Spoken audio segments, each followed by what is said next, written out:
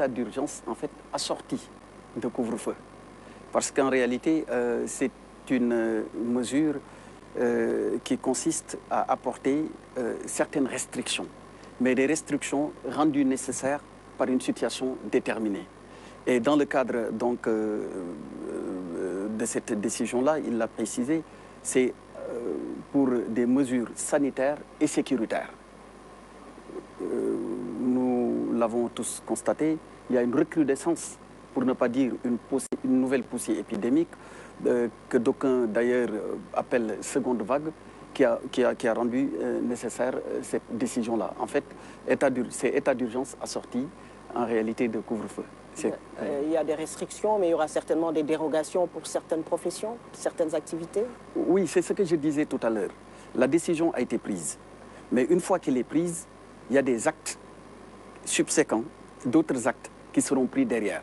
Et le président, d'ailleurs, l'a bien précisé dans son adresse, les ministres, chacun en ce qui le concerne, prendront des arrêtés, mais jusqu'au gouverneur et préfet, ils prendront également des actes. Tout cela sera porté à la connaissance du public et permettra de façon précise de comprendre l'étendue des obligations qui pèsent naturellement sur chacun, mais aussi ce qui leur est accordé en termes de facilité et surtout, pour répondre directement à votre question, par rapport à certaines professions. Tout cela sera précisé dans le cadre des actes qui seront pris. Et que risquent les récalcitrants? Alors, je le rappelais tout à l'heure, quand il y a un texte qui organise des mesures de cette nature, et c'est le cas d'ailleurs, il prévoit également des sanctions. Maintenant, nous espérons et souhaitons de ne pas arriver à ce stade parce que le président a appelé chacune et chacun à avoir le comportement et l'attitude qu'il faut.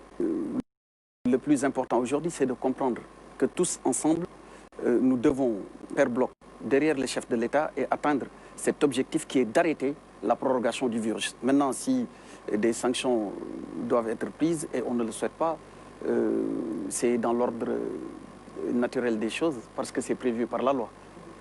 Monsieur le ministre de la Santé, on a parlé de la situation à Dakar et à Thiès, mais quelle est la situation dans les autres régions du pays?